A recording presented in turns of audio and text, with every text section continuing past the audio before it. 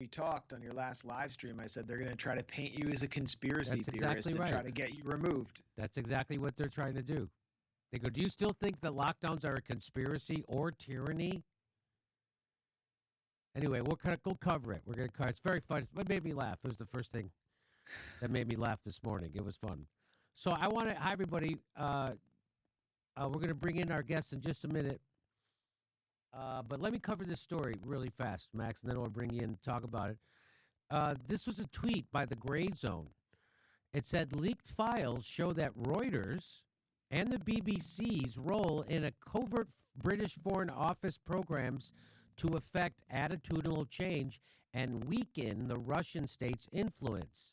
So there were some leaked files show that Reuters and the BBC's role working with, so the news people are working with the government doing like covert ops. They were joined by intel contractors and outside Saudi outlets like Bellingcat. Now, we've talked about that. That's funded by Western governments to do propaganda, and they've done propaganda against this show personally. But we've outed that, and we get a kick out of it. It helps us, actually, when they do that. And so it says Max Blumenthal investigates, but there's a little thing right here. If you see on this tweet right now, I don't know if you can see it, I'll show it. It's this. It says these materials may have been obtained through hacking. So that's what it says. So that's what it says right there. These materials may have been obtained through hacking. And so they put a big exclamation point, so it's going to scare people on Twitter. Now, I don't know if you know how things work, but if somebody posted a Twitter and said, hey, this material may have been obtained through hacking, I think I couldn't wait to click on it. It's like, you sold me. Let me see what it is. You got me. These people are good. It's like you put a disclaimer that you put a disclaimer over a joke a comedian tweeted. It just, anyway. So guess what they're doing? So Max Blumenthal tweeted out Twitter's introduction of warning labels to specifically apply to my factual reporting on covert UK info ops builds off the policy it introduced in October to block links to a New York Post story on Hunter Biden's corruption, which was also based in fact. So they invented this kind of thing to do, to put this warning on tweets.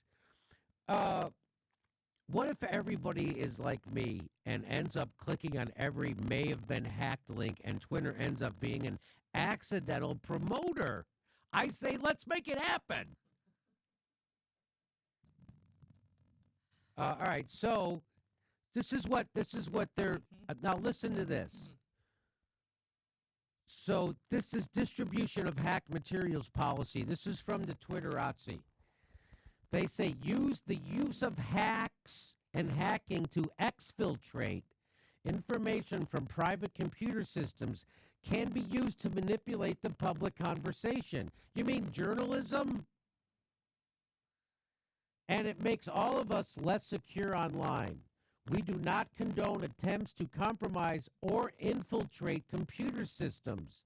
As such, we don't permit the use of our services to directly distribute content obtained through hacking by the people or groups associated with a hack. In addition, we may label tweets containing or linking to hacked materials to help people understand the authenticity or source of these materials and provide additional context. Other portions of the Twitter rules may apply. For example, here are some of the other Twitter rules. This is how they define a hack. A hack is an intrusion or access of a computer, network, or electronic device that was unauthorized or exceeded authorized access. Behaviors associated with the production of materials which would count as a hack under this policy include unauthorized access or interpretation or interception or access that exceeds authorization, for example, from an insider. Well, that's not a hack, that's a leak then. So now it seems like what this is saying is that if you get stuff, so like stuff that say Chelsea Manning got, that would be considered a leak, but they would say it's a hack. That's what they're saying. So unauthorized access to interception or access that exceeds authorization. For example, from an insider. Like, I don't know, the Pentagon Papers. Stuff like that. The thing that we all just got done celebrating with the movie that was Tom Hanks and Meryl Streep was in. That thing, they're saying that that's no longer allowed. That they're considering that bad behavior. You're not a good boy, and you'll get a flag on Twitter. If you tweeted out the Pentagon Papers, you would get a flag because that's hacked material, according to them. Disclosing materials accessed legitimately outside of approved systems of networks, that also is against their rules. This is kind of amazing. It's like, so they don't like whistleblowers. Well, and here, let me just read this to you. Anyone can report the distribution of materials obtained through hacking, whether they have a Twitter account or not. In some cases, we may need to hear directly from the owner of the information being shared or an authorized representative, such as a lawyer, before taking enforcement action. So what they're saying is they don't like whistleblowers, but they do like blowing the whistle on whistleblowers. Hey, Chelsea Manning, you're trying to tell people our government's committing war crimes? We're going to take action on you. That's what they're saying. We were going to take action on whistleblowers. Not that we like whistleblowers, but we are going to silence whistleblowers. That's what Twitter's explicit policy is. And the reason why that is because nobody at Twitter knows what the fuck they're doing. This would be proof they don't know what they're doing. When Jack and his lawyer went on Joe Rogan to talk about stuff like this and censorship, they revealed they didn't even know what they were talking about.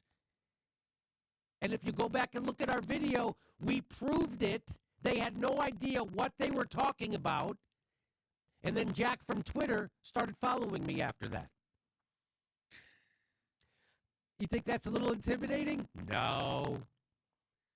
So that's them saying they don't like whistleblowers, and if you're going to be a whistleblower on Twitter, they're going to come and shut you down. They're going to take enforcement action against you.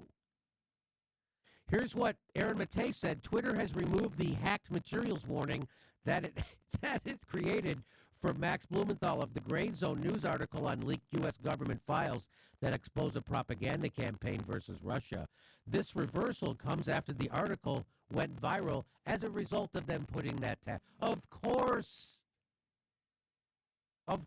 Told you. I told you more people are like me. And now Twitter is requiring a second approval just to like Aaron Matei's tweet. To like that, if you go to like it, this flashes on the screen. These materials may have been obtained through hacking. Help keep Twitter a place for reliable info. Find out more before liking the tweet. So that's what they would do. Well, hopefully the tweet goes viral, I guess. Anyway, and then here's you thanking everybody. You thanked everybody. Now let's see if the U.S. regime media can find a way to pretend it didn't just happen. Thanks to everyone who turned my article that Twitter and its desperate national security state overlords tried to suppress into a meme and forced it way above the radar. So, ironically, Twitter's attempt to censor the Gray Zone scoop by Max Blumenthal with a ridiculous warning that the leaked documents may have been obtained through hacking ended up making it go viral, launching it into a meme status. Thanks, Twitter. Comrade Misty Putin says, maybe I should thank Twitter for all the stupid-ass warnings, making it easier to prioritize which articles I want to read. If it's got a hacked materials warning, it moves to the top of the list. It certainly does. Warning, this article contains actual facts and not just rhetoric and propaganda. That's what it really... And then people started to have fun with it. So, by the way, or maybe this is say, warning, this article contains facts obtained through shit a hack said. They're cool with that. Anyway, here's the kind of stuff people were doing. CIA director, we lied, we cheated, we stole. Hey, this material's happening. So then they put out memes with the Clintons and Jeffrey Epstein. It's funny, doing the same thing. Then they put out Joy Reid's tweets, and they did the same thing. This material has been hacked, so more people would see what's going on. I certainly see what's going on. Hey, and so Aaron Matei says, quite possible. Oh, Aaron Matei, always the middle child. Quite possibly. Oh, God, this fucking guy. I love Aaron Matei, but Jesus Christ. I love him. Every tweet, you can see his core wound. Every tweet. Quite possible these files were hacked. The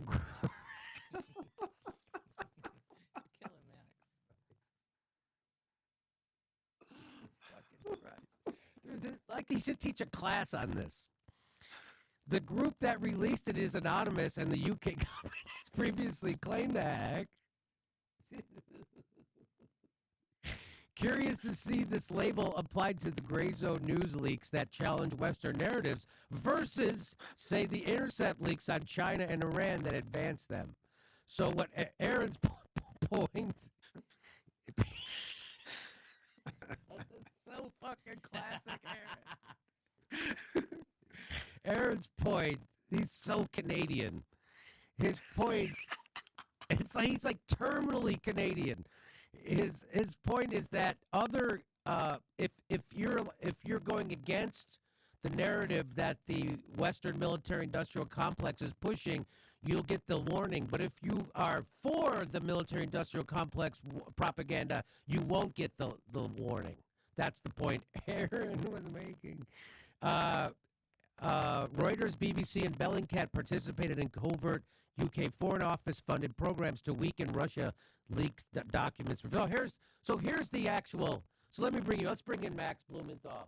So that's Twitter, trying to censor and then it blowing up right in their fucking faces, which is just wonderful.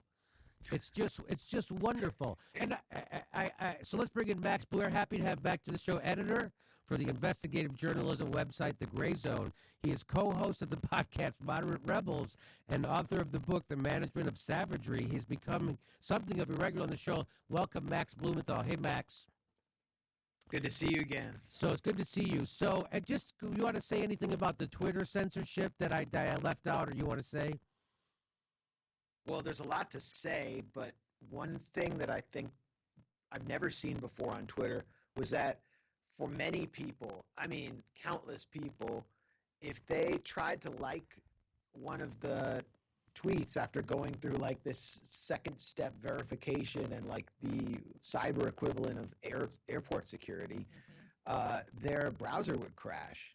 And so many people were telling me my browser is crashing every time I try to like this. And I've never seen that before. Wow. So that was like an additional bug that was implanted. Maybe someone who understands cyber and tech better than me can explain what I'm missing here. I have never had that happen to me. So people told you that was happening? Yeah, I mean, you can see on my timeline someone actually recorded it happening, and I had scores of people complaining about that in my mentions. So I said countless people have told this to me, and Wow. Then you see the replies. Yeah, this happened to me too.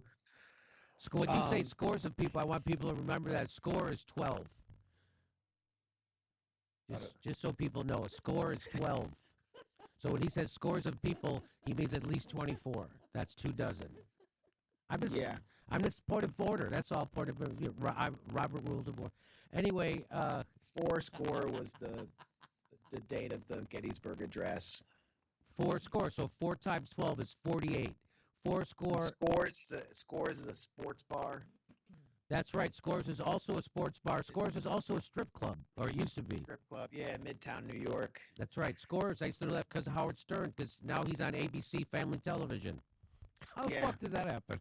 He was talking about a date with Pam Anderson at Scores when 9/11 took place, and he was announcing 9/11 live.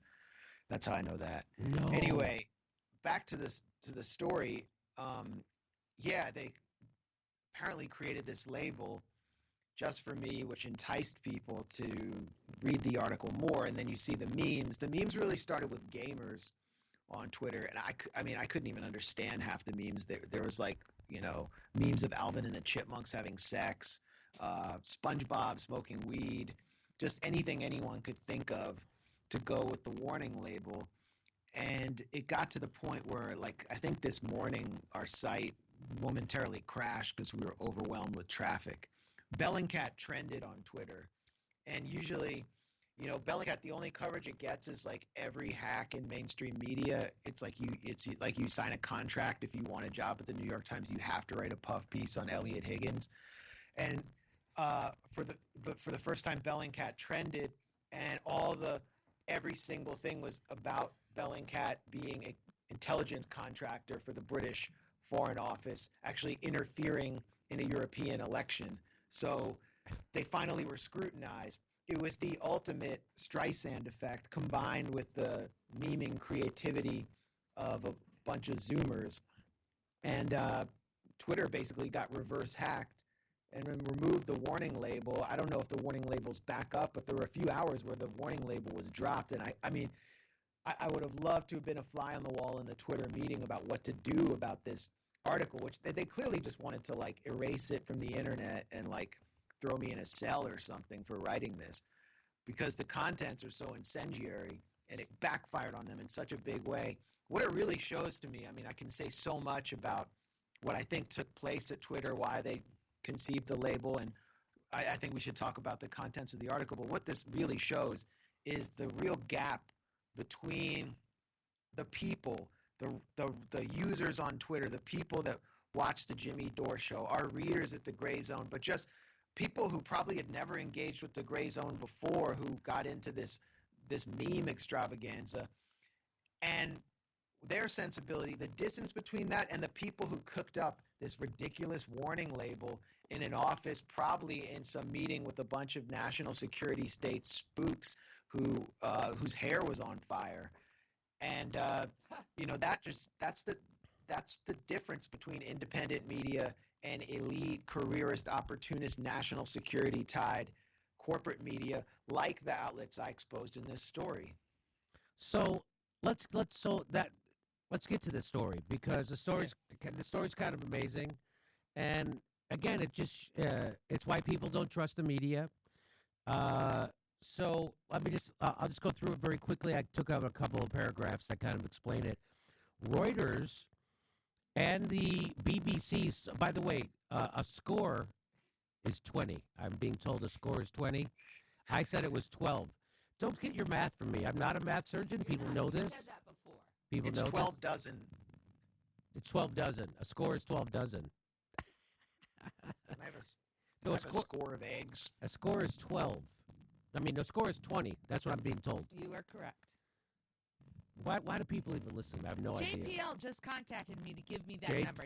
That comes right from Jet JPL. Propulsion Lab. The Jet Propulsion Laboratory was telling us that a score is 20. So 7 years ago. So a lot of people don't. I'm getting texts. People didn't get my sarcasm. They really think I'm that dumb. So just to clarify, I know that the Gettysburg Address's date wasn't 4 score, that it wasn't 80 AD. Okay, I'm not that stupid. I did people just text? Someone just texted you that?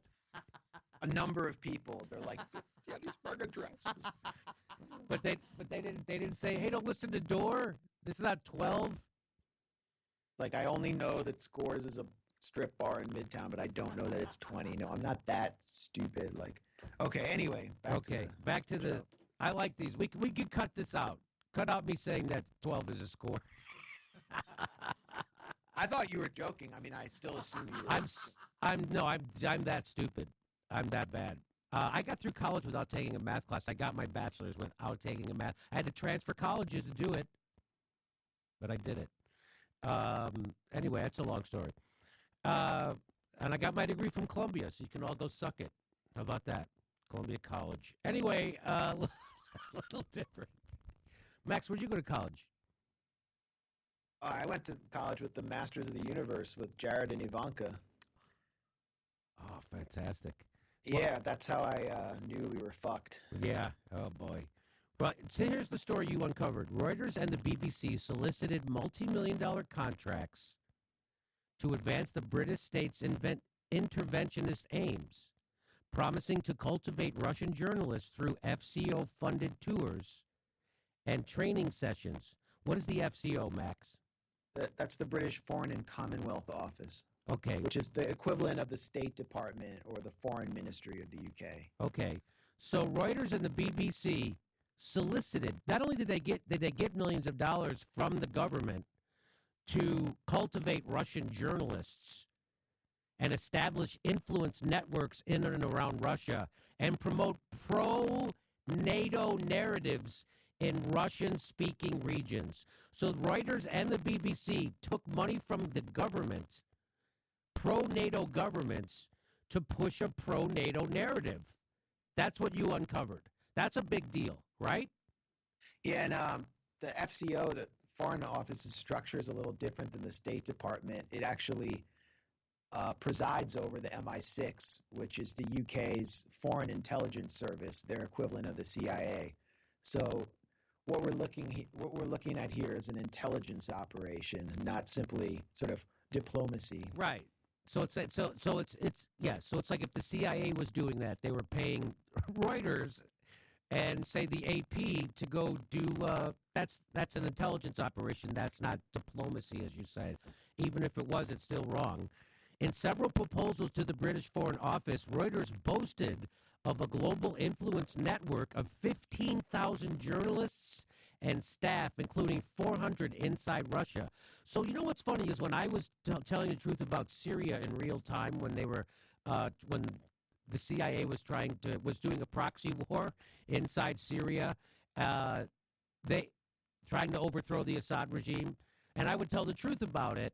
I would see all these journalists, and I'm like, who are these guys? And they were like, oh, they're all being funded by people like this. So all these guys that were coming after me on Twitter and Facebook, they're all funded by like Bellingcat. They're all funded by foreign governments, by intelligence agencies to do ops on people like me and try to discredit people who are telling the truth. And it's so weird to see that happen. And that's they have 15,000 journalists working for them that they can tell, and 400 inside Russia.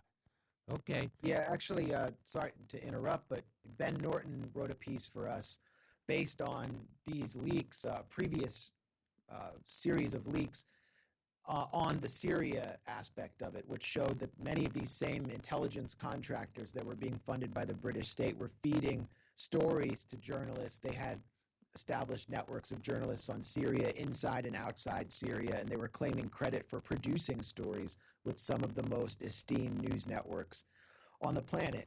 So you're absolutely right, and we have the receipts. So a little bit more from their story. The UK Foreign Office projects were carried out covertly and in partnership with purportedly independent, high-profile online media outfits, including Bellingcat, Medusa, and Mediazona. I never heard of Mediazona. Bellingcat's participation included a UK Foreign Office intervention in North Macedonia's 2019 elections on behalf of the pro-NATO candidates. The British government has denied freedom of information requests about the division's budget and stonewalled members of parliament who sought data about its budget and agenda, citing national security to block their demands for information.